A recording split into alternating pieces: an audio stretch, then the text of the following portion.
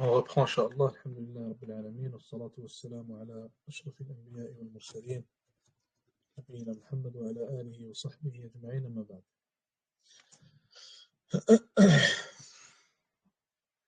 Donc on va dépenser un peu la moitié du livre, il ne reste pas beaucoup, Inch'Allah. Il continue en disant, rahimahullah, le verset Iyyaka na'budu wa iyyaka nasta'in. C'est toi seul que nous adorons, et c'est de toi seul que nous implorons l'aide.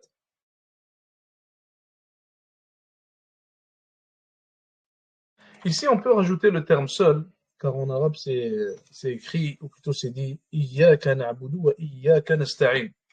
Donc le terme utilisé, c'est Iyyaka. Et Iyyaka, comme les savants l'ont expliqué, c'est pour le hasr. Ça veut dire que c'est seulement toi qu'on adore. Et c'est seulement de toi qu'on implore l'aide, de personne d'autre. Ça veut dire qu'il n'y a aucune autre possibilité, ou aucune autre personne, aucune autre fausse divinité, idole ou quoi que ce soit, de qui nous implorons l'aide ou alors que nous adorons, tout simplement. Il dit ici, l'adoration, c'est le summum de l'amour réuni avec le summum de la soumission, de la peur et de l'humilité. Le complément du verbe c'est toi a été placé avant le verbe Iyyaka na'budu en arabe. Le Iyyaka, il est avant na'budu. Alors qu'on aurait pu dire la na'budu illa iyyak, mathalan. On aurait pu faire le contraire, on aurait pu mettre le Iyyaka après le verbe na'budu. Mais il dit ici, le complément du verbe c'est toi a été placé avant le verbe et il fut répété afin d'indiquer la restriction, c'est-à-dire nous n'adorons rien si ce n'est toi. Nous ne remettons notre sort qu'entre tes mains à toi. Et ceci est le summum de l'obéissance. Et toute la religion repose sur deux éléments. Premièrement, s'innocenter de l'idolâtrie. Deuxièmement, s'innocenter de toute force ou puissance. D'où est-ce qu'on tire ces deux éléments dans ce verset-là? Qui peut me faire le lien, Inch'Allah Ta'ala, entre les deux éléments qu'on tire ici et entre le verset qu'on a? Dans quelle partie de ce verset-là qu'on tire chacune ou chacun de ces deux éléments? Rapidement.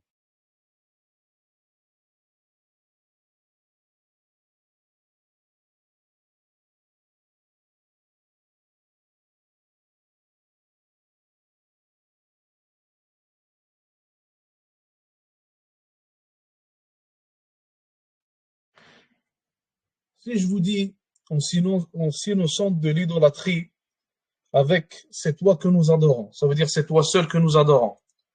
Est-ce que c'est une possibilité? Est-ce que c'est possible? Est-ce que le verset contient ce sens-là?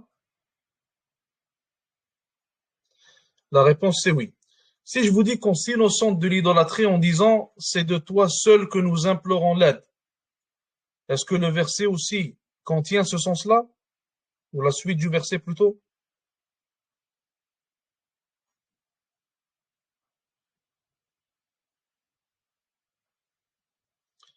Ça aussi, ça peut être inclus dans la suite du verset. Pour ce qui est de s'innocenter de toute force ou puissance, alors ça, on le tire du restant du verset ici, et c'est de toi que nous implorons l'aide. C'est de toi seul dont nous implorons l'aide. L'aide pourquoi? L'aide pour t'adorer, l'aide pour te satisfaire, l'aide pour que notre foi l'augmente, l'aide pour nos besoins mondains, l'aide pour ce qui nous attend dans la akhira, l'aide pour tout en réalité. Donc tout le dîn repose sur ces deux éléments. Premièrement, tu t'innocentes de l'idolâtrie, ça veut dire tu n'adores et tu ne recherches l'aide qu'auprès d'Allah Azza wa Jal. Aucune idolâtrie, aucune autre divinité que tu prends pour divinité, c'est seulement Allah Azza wa Jal qui mérite ton adoration, ta recherche d'aide, etc. Et toute ton adoration d'une manière générale. Deuxièmement, s'innocenter de sa force et sa puissance. Ça veut dire je n'ai ni force, ni puissance, ni capacité à faire le bien que si Allah Azza wa Jal m'aide et m'accorde le succès pour cela. Et ça, c'est dans le deuxième bout. Et c'est de toi seul que nous implorons l'aide. Il dit ici, le verset, c'est toi que nous adorons, c'est-à-dire c'est toi seul que nous unifions par nos adorations. Cela veut dire que tu prêtes serment à ton Seigneur de ne lui attribuer aucun associé dans son adoration. Pas même un ange ou un prophète, ni rien d'autre. Comme Allah Azza wa Jalla le dit aux compagnons, il ne vous commande pas de prendre pour Seigneur les anges et les prophètes. Vous commanderait-il la mécréance après que vous vous soyez soumis? Médite sur ce verset et apprends ce que je t'ai expliqué sur la seigneurie, celle-là qu'ils ont attribuée à Taj et Muhammad ibn Shamsan, Donc, c'est ce qu'il y avait dans son temps, des idoles adorées dans son temps, des tombes, etc. Si les compagnons avaient fait cela avec des prophètes, ils auraient apostasié de l'islam. Alors que dire de ceux qui le font avec Taj et ses semblables? Le verset. C'est de toi que nous implorons l'aide. Ceci renforme deux préceptes. Awalan, premièrement, la demande d'aide chez Allah Azza wa Jal. Cela consiste à s'en remettre à lui en se déchargeant de toute force ou pouvoir. Deuxièmement, demander l'aide d'Allah, comme nous l'avons vu, est la moitié de la sourate consacrée aux serviteurs. Et comme on a dit, troisièmement, un troisième point qu'on peut rajouter, l'aide ne se demande qu'à Allah subhanahu wa ta'ala. Car en réalité, ceux à qui tu demandes l'aide ont besoin d'aide comme toi. Ce sont des créatures comme toi. Ils ont des besoins comme toi. Ils sont incapables comme toi. Alors comment est-ce qu'un incapable peut demander à un incapable? Ou alors comment est-ce qu'un pauvre peut demander une aumône à un autre pauvre? C'est impossible. On ne demande qu'au créateur en tant que créature. Et on ne demande qu'à celui qui est capable en tant qu'incapable. Il continue en disant, Ihdina as-sirat al-mustaqim, guide-nous sur le droit chemin ou dans le droit chemin. Ceci est la prière évidente. L'aubaine du serviteur venant d'Allah, c'est une imploration adressée à Allah, une supplication qu'il nous accorde cette demande grandiose. Personne ne peut recevoir mieux que cela dans ce bas monde et pour l'au-delà. Et Allah Azza wa Jalla l'accorda à son messager, il a dit subhanahu wa ta'ala, et te guide sur une voie droite. La guidée mentionnée dans ce verset, c'est la réussite et l'orientation. Que le serviteur médite donc sur la nécessité de cette guidée. La guidée renferme la science et la pratique pieuse en s'alignant sur la droiture, la perfection et la fermeté jusqu'à la rencontre d'Allah Azza wa Jal. Et la guidée, elle est de deux types. L'hidayah, elle est de deux types. On a hidayat al-irshad et on a hidayat al-tawfiq. Donc on a la guidée dans laquelle en réalité le succès est accordé en quelque sorte. Et cette guidée, le seul qui peut te l'accorder, c'est Allah Azza wa Jal. La guidée qui fait en sorte que ton cœur, il accepte la guidée, ton cœur, il accepte d'être sur le droit chemin, ton cœur, il accepte l'islam, mathalan. La guidée où Allah Azza wa Jal t'accorde le succès à être sur la bonne voie, celle-là, seul Allah Azza wa Jal peut te l'accorder. Et on l'appelle en arabe hidayatul tawfiq. Et hidayatul irshad, donc la guidée de l'indication en quelque sorte, quelqu'un qui vient t'indiquer la guidée, alors cette guidée-là, les êtres humains, ils peuvent s'appeler vers celle-ci, donc les uns et les autres. Maintenant, quelqu'un vient te voir, il te rappelle un hadith, il te dit de craindre Allah Azza wa Jal, il te dit de parfaire tes prières, il te dit de délaisser tel mal, tu ne dois pas le faire, il t'appelle vers l'islam, ou il appelle quelqu'un vers l'islam alors qu'il n'est pas musulman. Tout ceci rentre dans le deuxième type de guidée qui est possible à faire pour les êtres humains, pour les créatures, qu'on appelle hidayat al-irshad, la guidée de l'indication, et non pas la guidée accordant le succès à être sur le droit chemin. Celle-ci, elle ne peut venir que d'Allah Azza wa Jal.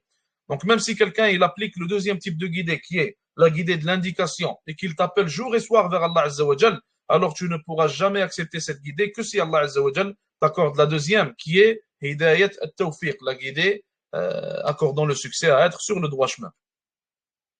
Il dit ici, ce chemin est le sentier évident et droit qui n'a aucune déviation, et c'est-à-dire le chemin qu'Allah Azza wa Jal a révélé à son messager.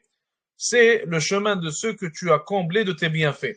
Et vous allez remarquer que dans le Coran et dans la Sunna aussi, lorsqu'on parle de la voie droite, on dit toujours le chemin, toujours au singulier, jamais au pluriel. On dit toujours le chemin.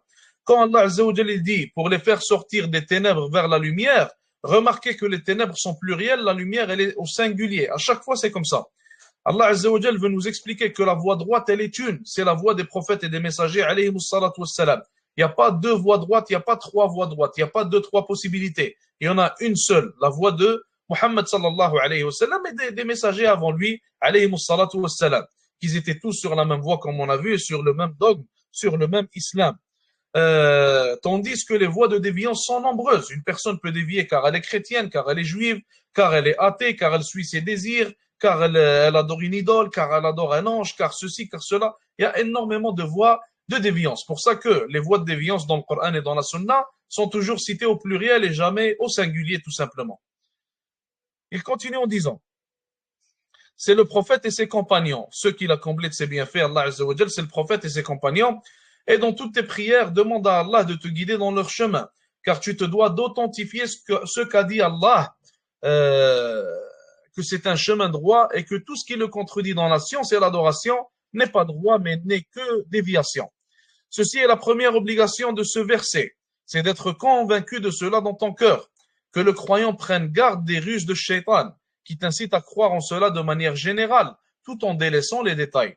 En effet, les apostats les plus mécréants croient que le messager d'Allah alayhi salatu salam était dans le droit chemin, et que ce qui contredit sa voix est faux. Mais lorsque leur parvient ce qui ne s'accorde pas à leur désir, Allah azza wa jalla dit, certains sont démentis et d'autres sont tués. Donc, ceci parle des enfants d'Israël. Ce qu'ils faisaient, c'est que lorsque les prophètes leur venaient, ils savaient très bien que les prophètes étaient sur le droit chemin. Ils savaient très bien que les prophètes étaient des envoyés d'Allah subhanahu wa ta'ala, alayhi salatu salam. Mais ils les tuaient. Ils ont tué certains, ils ont démonté certains, ils ont moqué certains, ils désobéissaient à certains. Même Moussa alayhi salam, subhanallah, lorsqu'on lit les histoires qu'il a eues avec Banu Israël, on voit à quel point, subhanallah, la tâche, elle n'était pas facile pour lui, alayhi salatu wassalam. Donc, Allah Azza wa Jal nous explique de par ces versets-là que il y en a qui savent que la vérité est la vérité, et il y en a qui savent que l'islam est la vérité, mais ils préfèrent suivre autre chose car ça ne s'accorde pas à leur désir. De la même manière que certains musulmans, lorsqu'on leur cite certains versets, certains hadiths, allant à l'encontre de ce qu'ils font, allant à l'encontre de certaines de leurs habitudes, ils savent très bien que ceci est la vérité, et ils y croient, mais ils ne vont quand même pas l'appliquer ni l'écouter. Donc, par suivi des désirs, tout simplement.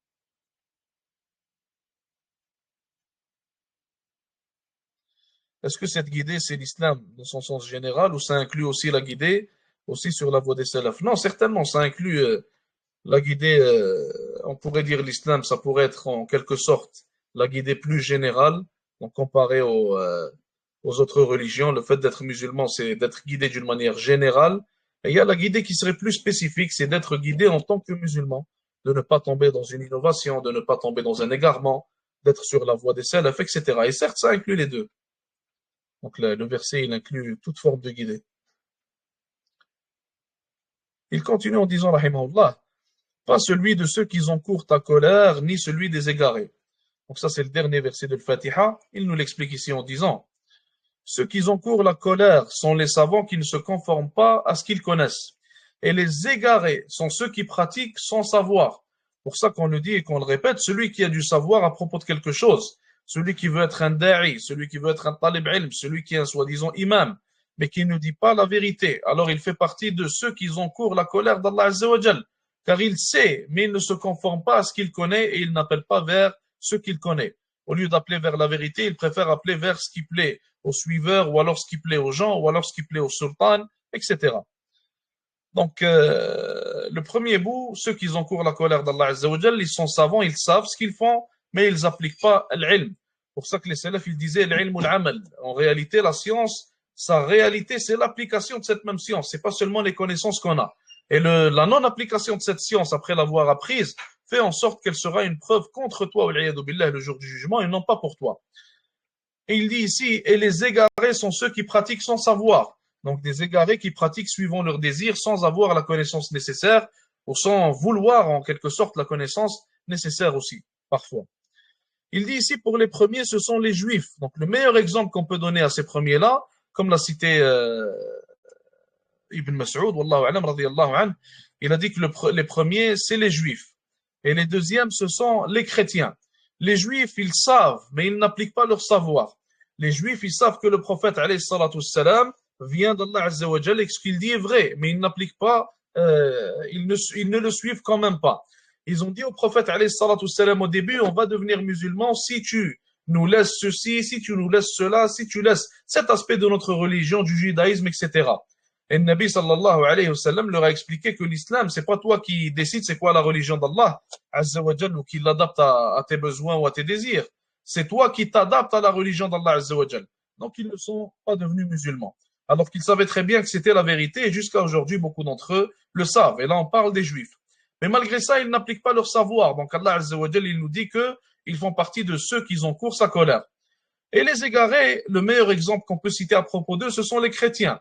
Ils pensent être sur la vérité, beaucoup d'entre eux, et ils aiment ce qu'ils font, ils croient que ça va les mener au paradis, ils pensent qu'on a tous tort et qu'ils sont ceux qui ont raison, et ils font cela par égarement total en quelque sorte, car ils sont égarés, et beaucoup d'entre eux n'ont aucune connaissance et ne recherchent pas la connaissance. Et beaucoup d'entre eux, pour ça qu'on voit, subhanallah, une grande différence entre le nombre de chrétiens qui deviennent musulmans et qui acceptent l'islam et les juifs. On voit que beaucoup parmi les chrétiens deviennent musulmans lorsque le savoir et la connaissance les atteignent. Et là, on comprend qu'en réalité, ils étaient égarés par ignorance. Et Allah Azza wa Jalla a voulu les sortir de par sa grâce et sa miséricorde. Qu'Allah Azza wa Jalla nous guide et guide tout le monde, Inch'Allah Ta'ala. Donc, bon, je ne devrais pas rajouter, Inch'Allah, lors d'une invocation, c'est mon erreur. Bref, Allah Azza wa Jal, s'il veut les guider, s'il leur fait atteindre la connaissance, s'il leur fait atteindre le savoir, beaucoup délaissent leurs égarements et embrassent la religion d'Allah Azza wa Jal, qui est l'islam, de par leur sincérité et de par le fait qu'ils étaient ignorants et ils étaient égarés dû à cette ignorance-là.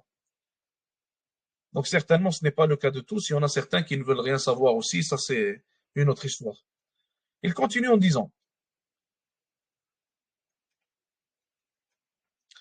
est-ce qu'aujourd'hui les Juifs croient en un Dieu? Les Juifs, oui, ils croient en un Dieu aujourd'hui, mais ils sont des mouchriquins à cause de beaucoup d'autres raisons. Donc le fait d'être un mouchrik n'est pas nécessairement, on n'est pas nécessairement mécréant car on ne croit pas en un seul Dieu. Il y a beaucoup d'autres raisons qui font qu'ils sont mécréants, comme par exemple le fait qu'ils mécroient en Muhammad sallallahu alayhi wa sallam, ils ne croient pas en lui.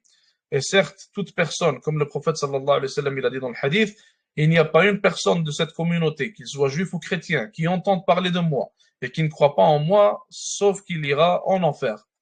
Donc, et Allah Azza wa Jalla a dit aussi, Inna ad-dina 'inda Allahi l'islam. Certes, la religion acceptée auprès d'Allah est l'islam. Ça veut dire qu'ils sont mécréants à cause de cette raison-là, qu'ils ne suivent pas Muhammad sallallahu alayhi wa sallam, mais beaucoup d'autres annulatifs aussi qu'il y a dans leur Torah, dans leur livre aussi, le Talmud, etc., dans leurs croyances d'une manière générale. Donc, certains auparavant, certains d'entre eux, ils adoraient avec Allah Azza wa Jal autre que lui. Comment il l'appelait, subhanallah? Uzair. Uzair. Certains auparavant, ce ne sont pas toutes les sectes juives, comme l'ont expliqué certains savants, mais certains auparavant, ils ont adoré avec Allah Azza wa Jal Uzair.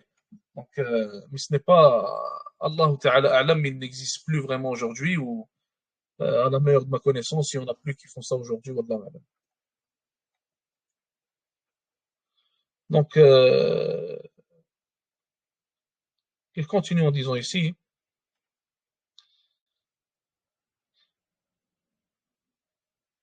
l'ignorant va croire que cela ne concerne que les juifs et les chrétiens. Pourtant, il reconnaît bien qu'Allah lui a ordonné de l'invoquer dans chaque prière avec cette imploration et de lui demander la protection contre le chemin de ces gens-là. Pureté à Allah, comment peut-il croire qu'Allah irait lui enseigner cette imploration et choisirait cette imploration pour la lui ordonner dans chaque prière continuellement et en même temps croire qu'il n'a rien à craindre de cela et qu'il est inconcevable qu'il tombe dans cela. Ceci est une mauvaise opinion d'Allah et ceci marque la fin de Al-Fatiha. Ce qu'il veut nous dire, comme on a dit, ceux qui sont le meilleur exemple, ou le meilleur exemple qu'on peut citer à propos de ceux qui ont encouru la colère d'Allah Azza wa Jal, c'est les juifs. Et le meilleur exemple pour les égarés, c'est les chrétiens. Mais ce ne sont pas les seuls. Tous ceux qui ont les mêmes caractéristiques, qui agissent de la même manière, qui tombent dans les mêmes égarements, alors ils prennent eux aussi le même jugement que les juifs et les chrétiens. Donc le verset, il n'est pas en train de nous dire que ce sont seulement les juifs qui ont encouru la colère d'Allah ou seulement les chrétiens qui sont égarés. Certainement pas. Allah Azza wa Jal, il ne nous raconte pas simplement des histoires dans le Coran pour rien. C'est pas, il révèle rien pour rien, subhanahu wa ta'ala, wa hasha. Allah Azza wa Jal, s'il nous révèle ça, c'est pour qu'on comprenne, qu'on contemple et qu'on ne tombe pas dans les mêmes erreurs, car tomber dans la même erreur égalerait encourir la même colère ou alors être parmi les égarés, tout comme ils l'ont été. Quant à l'expression Amin, lorsqu'on dit Amin à la fin de Fatiha, il dit elle ne fait pas partie de Fatiha, mais c'est une demande d'exaucement de la prière. Et Amin signifie oh Allah, réponds à ma prière. En arabe, Amin signifie Allahumma stajib, comme il a traduit ici, qu'Allah le récompense. Oh Allah, réponds à ma prière, réponds à mon invocation, exauce-la, etc. Il est obligatoire de l'expliquer à l'ignorant pour qu'il n'aille pas croire que cela fait partie de la parole d'Allah subhanahu wa ta'ala. Il dit ici certaines masail qu'on tire de l'Fatiha. أولا, premièrement, Iyyaka na'budu wa iyyaka nasta'in contient le tawhid. Ceci renferme le monothéisme, comme on en a déjà parlé. Deuxièmement, Ihdina as-sirat al-mustaqim fiha al-mutaba'a. Ihdina as-sirat al-mustaqim, ceci renferme la conformité à la loi du prophète, alayhi salatu wassalam. Donc, ceci inclut le fait d'être sur la voie de Nabi sallallahu alayhi wa sallam. Et pour répondre encore une fois à la question qui a été posée, est-ce que ça inclut la guidée spécifique ou alors seulement la guidée générale? Comme il le dit ici, qu'Allah le récompense, ça inclut la guidée générale aussi, qui est le fait d'être en conformité avec la loi de Nabi sallallahu alayhi wa sallam et avec sa sunna, et de ne pas être déviant, innovateur ou égaré. Troisièmement, les piliers de la religion, l'amour, l'espoir et la peur. L'amour en premier, l'espoir en second, puis la peur en troisième. Rappelez-vous de l'exemple que Ibn al-Qayyim donne à propos de ces trois-là, rahimahullah. Il dit l'amour, c'est comme la tête d'un oiseau, l'espoir et la peur sont comme les deux ailes d'un oiseau. Et lorsqu'une personne chemine vers Allah Azza wa Jal, alors elle est comme ce oiseau-là. Si elle n'a pas d'amour pour Allah Azza wa Jal, l'oiseau n'a pas de tête, il ne peut donc pas voler. Si il lui manque l'une des deux ailes, qui sont l'amour et l'espoir, alors il ne peut pas voler.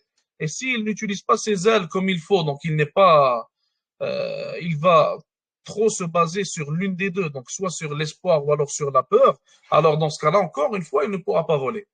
Donc on avait expliqué, je pense, dans la Aqidah ou je ne sais plus dans quel cours. Quatrièmement, la perdition de la plupart des gens réside dans l'ignorance du premier verset. Je veux dire que la louange n'est qu'à Allah et la seigneurie sur tout l'univers n'est qu'à Allah. Donc le premier verset, subhanallah, en réalité, il aurait été suffisant pour le tawhid. Cinquièmement, les premiers comblés de bienfaits et les premiers qui encourent la colère et les premiers égarés. Euh, ouais, ça nous parle des premiers qui sont comblés des bienfaits d'Allah Azza wa Jal, qui sont le prophète alayhi salatu salam et les compagnons. Et on peut y inclure certainement les gens pieux avant, donc avant la communauté de Mohammed alayhi salatu salam, les messagers avant alayhi salatu salam. Et les premiers qui encourent la colère, il dit ici, c'est les juifs, et les premiers égarés qui sont les chrétiens. Et certainement, comme vous le savez, il y a eu d'autres égarés avant, il y a eu d'autres qui ont encouru la colère aussi. Sixièmement, la grâce et la louange à la mention de ceux qui sont comblés de bienfaits. Donc les mérites en quelque sorte, les vertus de ceux qui sont comblés des bienfaits d'Allah Azza wa Jal. Septièmement, la puissance et la gloire de la mention de ceux qui encourent la colère et des égarés. Donc, ici on parle de la puissance et la gloire d'Allah subhanahu wa ta'ala lorsqu'il mentionne ces gens-là. Donc à quel point Allah Azza wa Jal a la capacité sur eux en quelque sorte. Huitièmement, l'invocation de la Fatiha et la parole, l'invocation d'un cœur distrait n'est pas exaucée. Comme il l'a dit au début, le Fatiha, il y a énormément de choses qu'on demande à Allah Azza wa Jal dedans. Et Allah Azza wa Jal, dans le hadith de son prophète, alayhi salatu salam, il lui a révélé ce qu'il nous a dit. Donc, l'invocation d'un cœur distrait n'est pas exaucée. Voulant dire que si tu vois que ce n'est pas exaucé, donc pour toi, si Allah Azza wa Jal ne t'accorde pas la guidée, alors que tu lis le Fatiha 17 fois par jour, alors il y a un problème possiblement dans ton cœur. Neuvièmement, le chemin de ceux que tu as comblés de bienfaits est une preuve de la validité du consensus comme argument légal. Subhanallah, donc il a vraiment il tire des choses très subtiles en quelque sorte parfois. Donc le chemin de ceux que tu as comblés de bienfaits, Sahaba radiyallahu anhum, le prophète alayhi salatu salam avec eux, mais surtout pour ce qui est de Sahaba, il nous dit c'est une preuve de l'ijma', c'est une preuve que l'ijma' fait partie de l'islam, le consensus fait partie de la religion d'Allah Azza wa Jal. Car en quelque sorte, ils sont tous sur le même chemin, donc leur chemin est celui qu'on doit suivre, ce qui fait en sorte que leur ijma' en quelque sorte est une preuve établie sur nous qu'on doit suivre. Dixièmement, lorsque l'homme s'en remet à lui-même, il court à sa perte.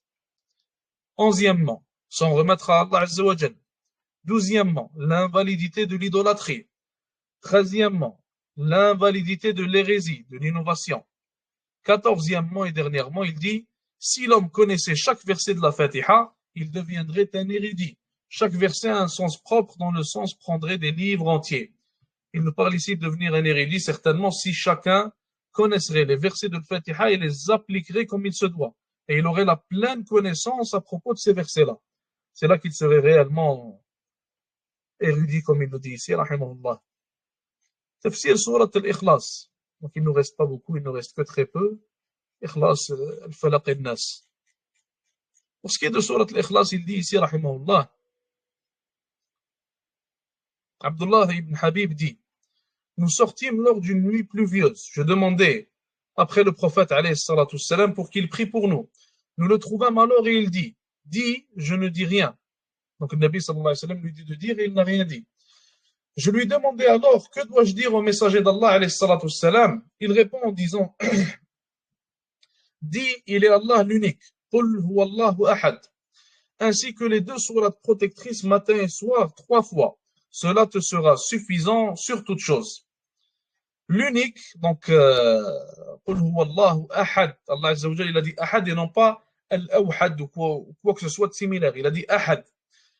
L'unique, c'est celui qui n'a rien de semblable. Il n'y a rien de tel que lui. Il n'y a rien qui lui ressemble. Il n'y a rien qui lui est égal. Par après, Allahu Samad. Qu'est-ce que Samad, il dit ici? C'est celui vers qui se dirige toute la création pour tous ses besoins. Et il est celui qui est parfait dans ses glorieuses descriptions. Et on peut aussi dire que c'est celui dont dépend toute la création. Samad. Tasmudu ilayhi al-khala'iq kulluha. Donc, Samad, Allah Azza wa Jal, on dépend tous de lui. Et on se dirige tous vers lui. Et on lui demande tous nos besoins. Et on a tous besoin de lui. Et il n'y a nulle chose, nulle création, nulle, que ce soit un arbre, une plante, un être humain qui n'a pas besoin d'Allah Azza wa Jal à tout moment et à tout instant. Donc, Huwa Samad. Sa parole, il n'a jamais engendré et n'a pas été engendré non plus. Ni qu'il ait une femme, une famille, un enfant, ni aussi la possibilité d'engendrement, billah, ni aussi le fait qu'Allah Azza wa Jalla est quelqu'un d'au-dessus de lui, billah, car personne ne l'a engendré, ni le fait qu'il y ait quelqu'un avant Allah Azza wa Jalla, car il n'a pas été engendré et il est le premier, donc huwa al-awwal. Donc ça nie tout cela et ça nie ça réfute en réalité toutes ces choses. Et d'ailleurs, ce verset-là, Quraysh avait demandé au prophète alayhi salatu salam à propos de ce verset. Ils lui ont dit donc, cite-nous l'arbre généalogique de ton Dieu, excusez-moi. Ils lui ont dit, cite-nous l'arbre généalogique de ton Dieu. De qui est-ce qu'il vient? Qui est-il? Quelle est sa famille? D'où est-ce qu'il vient? Et Allah Azza wa Jalla leur a répondu par cela. Donc certainement, Allah Azza wa Jalla n'a ni arbre généalogique, ni rien du tout. Il n'est pas comme sa création. Allah Azza wa Jalla n'est en rien similaire à sa création, subhanahu wa ta'ala. Et Allah Azza wa Jalla n'a jamais été engendré, il n'a jamais engendré, n'a pas été engendré non plus. Et nul n'est égal à lui. Ça nie tout associé au plein de majesté et magnificence, subhanahu wa ta'ala. Donc il n'y a rien de tel que lui, il n'y a rien d'égal à lui, il n'y a personne qui partage ses noms et ses attributs, personne qui partage son tawhid uluhiyya, il est le seul qui mérite l'adoration, personne qui partage sa seigneurie dans son royaume, subhanahu wa ta'ala, rien n'est égal à lui, subhanahu wa ta'ala. Pour ce qui est de Surat al-Falaq, il dit ici, A'udhu, elle commence par A'udhu. Et A'udhu, c'est relié à ce qu'on avait vu au début, Al-Isti'adha, la demande de refuge, la recherche de refuge auprès d'Allah Azza wa Jal. Il dit ici le sens de la demande de protection. A'udhu, je m'accroche fermement et je me tourne vers. Cette parole contient le sens de celui auprès duquel on recherche protection. C'est ainsi que le moyen par lequel on la recherche et la chose de laquelle on cherche à se préserver. Le premier, Allah, seul, Seigneur de l'aube naissante, dont on ne cherche refuge et protection que par lui. Qul a'udhu bi rabbil falaq. Donc ici, il a dit, Qul a'udhu ou plutôt Allah Azza wa Jalla a révélé, Qul a'udhu bi rabbil falaq. Donc, dit, je recherche refuge auprès du Seigneur de l'aube naissante, qui est Allah subhanahu wa ta'ala. Donc au début, il cite qu'il cherche refuge dans le verset, et par après, il cherche refuge auprès de qui est Allah Azza wa Jalla, et par après, il cherche refuge à propos de quoi? Et c'est là la suite de la surah. Allah nous a informé que certains cherchent refuge auprès des créatures, mais cela n'a ajouté que détresse. Allah Azza wa Jalla a dit dans Surat al-Jinn, or, il y avait parmi les humains des mâles qui cherchaient protection auprès des mâles parmi les djinns, mais cela ne fit qu'accroître leur détresse. Et ceci, encore une fois, vient nous montrer les conséquences du shirk billah pour ceux qui recherchent refuge auprès d'autres qu'Allah Azza wa Jalla. Et il faut savoir d'ailleurs que certains, jusqu'à aujourd'hui, ils font cela. Donc certains, ils vont travailler avec les djinns et ils vont donc aller à l'excès dans ce qu'ils vont demander aux djinns. Ils vont aller à l'excès à propos de cela. Ils vont aller à l'excès. Ils vont jusqu'à même demander refuge à ces djinns-là. Billah. Ils vont commettre le shirk, l'association avec Allah Azza wa Jal de par ces djinns-là. Et certainement, ça ne les fait qu'accroître en mal. Certains, ils vont faire du sihr pour aller contrer le sihr. Et certes, ça ne les fait qu'accroître en mal. Et leur cas ne fait qu'empirer. Et il y avait une histoire d'une sœur, subhanallah al-azim, qui était atteinte de sihr. Et elle est allée voir quelqu'un et ils lui ont dit qu'en gros, la seule manière de régler ça, c'est que tu fasses du sihr pour contrer ce sihr-là, etc. Et elle l'a fait. Malheureusement, elle l'a fait, donc espérant qu'elle n'était pas au courant de ce qu'elle était en train de faire, qu'elle n'avait pas connaissance. Elle l'a fait, et par après, ce qui s'est passé, subhanallah al-azim, c'est que son cas, il a empiré. Il est devenu 10 fois, 20 fois plus pire que ce qu'il était déjà. Donc, chercher refuge auprès des djinns, Allah Azza wa Jal l'a rendu haram, car c'est son droit. On cherche refuge qu'auprès de lui, et aussi car il y a des conséquences néfastes dans cette recherche-là pour la création, pour les êtres humains. Donc, on ne cherche refuge qu'auprès d'Allah subhanahu wa ta'ala. Et ceci va nous bénéficier, que ce soit dans la dunya ou même, que ce soit dans la akhira ou même dans la dunya. Wal-falaq, il dit ici, al-falaq, c'est la clarté de l'aube, lorsqu'elle se sépare de la nuit. Et elle fait partie des plus grands signes d'Allah Azza wa Jal prouvant son unicité. Allah Azza wa Jal ici, lorsqu'il nous dit de chercher refuge auprès auprès du Seigneur de l'aube naissante, en réalité, il te cite l'une des preuves les plus claires de son unicité et de son existence, subhanahu wa ta'ala. Donc, cherchant à augmenter ta certitude en celui en qui tu recherches refuge. Et celui qui cherche ici la protection d'Allah Azza wa Jal, c'est le prophète alayhi salatu wassalam. C'est à lui que ces versets ont été révélés. Et tous ceux qui le suivent jusqu'au jour dernier.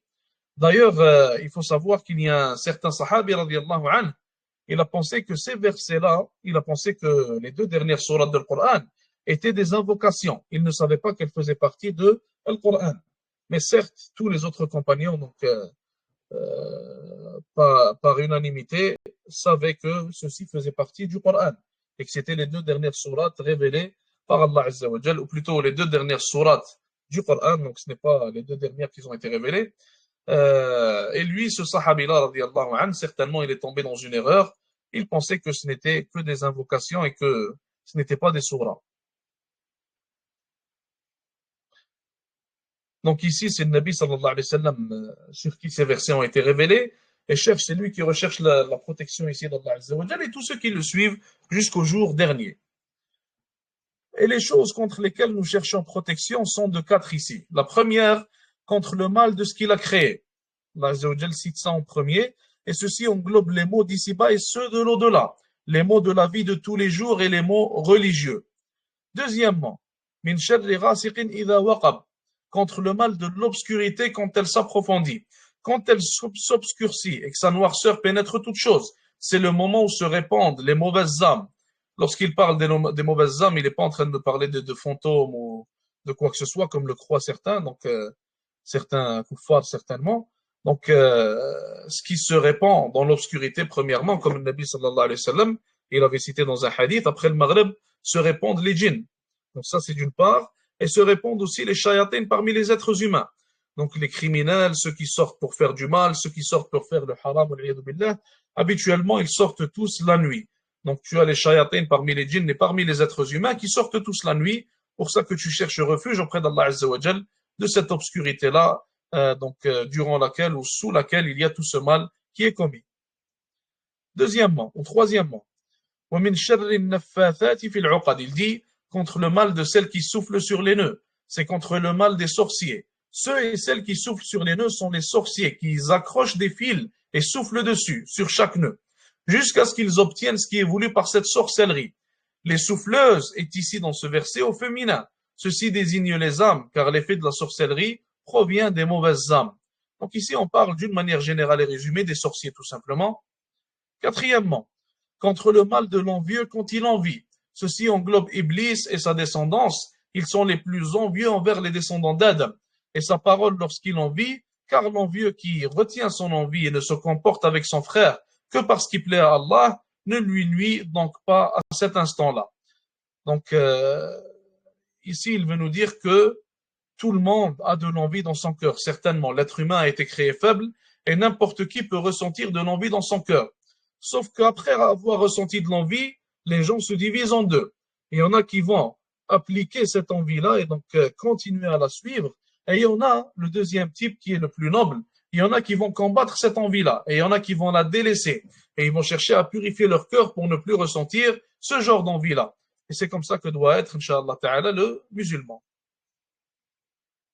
Pour ce qui est de Surat An-Nas, il dit ici, Tafsir ou Surat An-Nas, il dit, la parole d'Allah Azza wa Jal dit, je cherche refuge auprès du Seigneur des hommes. Cette parole contient trois mentions. Awalan, la recherche de refuge, qu'on a au début, la demande de protection.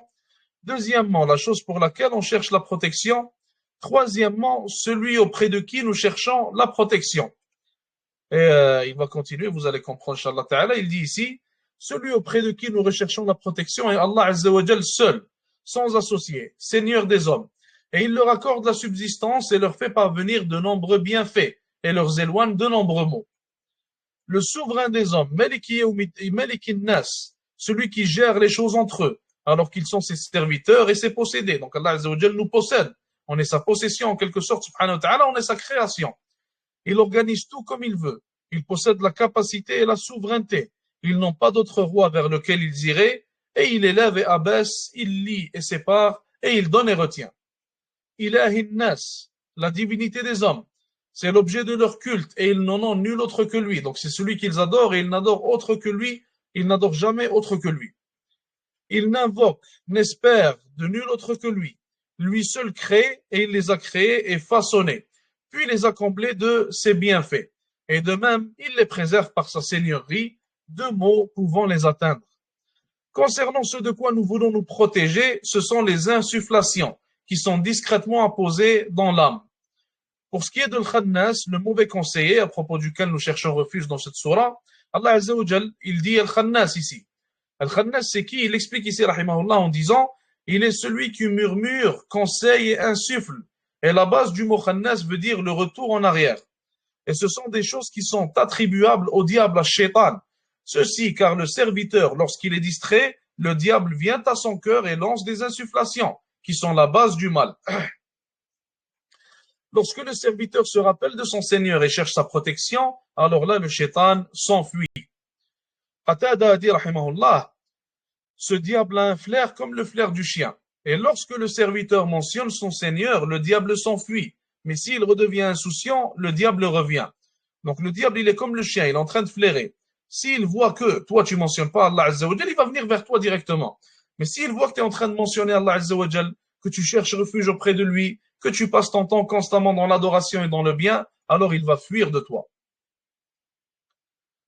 Et sa parole, min al-jinnati wa nas, sa parole, que le conseiller soit un djinn ou un humain, les insufflations sont de deux sortes, d'origine humaine et d'origine diabolique. Le mot insufflation signifie le lancer subtil, donc il te lance une idée subtilement. Néanmoins, l'insufflation humaine a besoin d'un intermédiaire, contrairement à celle du djinn. Et leur lien dans l'insufflation est semblable aux révélations sataniques, comme dans la parole d'Allah Azza wa Jal. وكذلك جعلنا لكل نبي عدوا شياطين الإنس والجن يوحي بعضهم إلى بعض زخرف القول غرورا ولو شاء ربك ما فعلوه فذرهم وما يفترون ولتصغى إليه أفئدة الذين لا يؤمنون بالآخرة وليرضوه وليقترفوا ما هم مقترفون. Ainsi, à chaque prophète avons-nous assigné un ennemi, des diables d'entre les hommes et les djinns, qui s'inspirent trompeusement les uns aux autres des paroles enjolivées. Si ton Seigneur avait voulu, il ne l'aurait pas fait. Laisse-les donc avec ce qu'ils inventent. Wallahu a'lam. Et on a fini le livre. Sallallahu wa sallam wa baraka ala nabiyyina Muhammad wa ala alihi wa sahbihi ajma'in. Est-ce qu'il y a des questions? Est-ce qu'il y a des commentaires?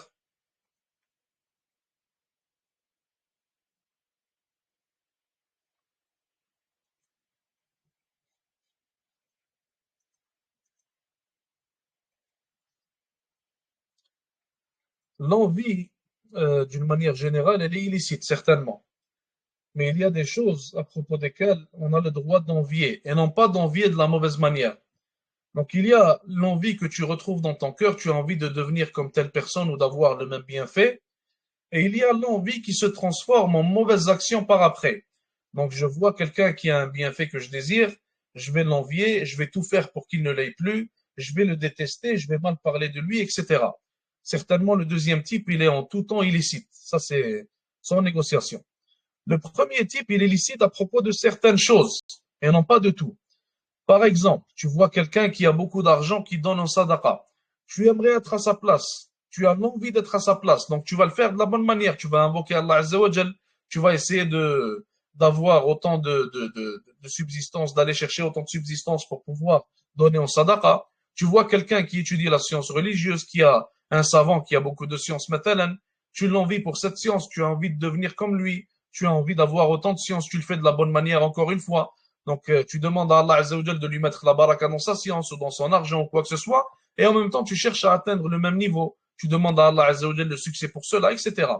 Dans ce cas-là, c'est permis. Mais envier et faire suivre cette envie par des mauvaises actions, ou alors envier des choses futiles, comme maintenant quelqu'un qui envie la voiture d'un tel ou les vêtements d'un tel, ça c'est futile, ça ne sert à rien. Est-ce qu'il y a d'autres questions?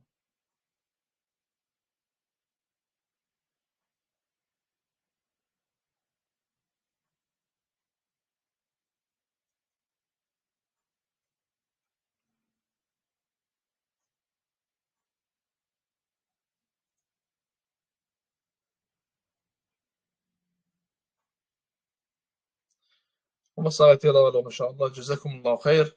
وصلى الله وسلم وبارك على نبينا محمد. السلام عليكم ورحمة الله وبركاته.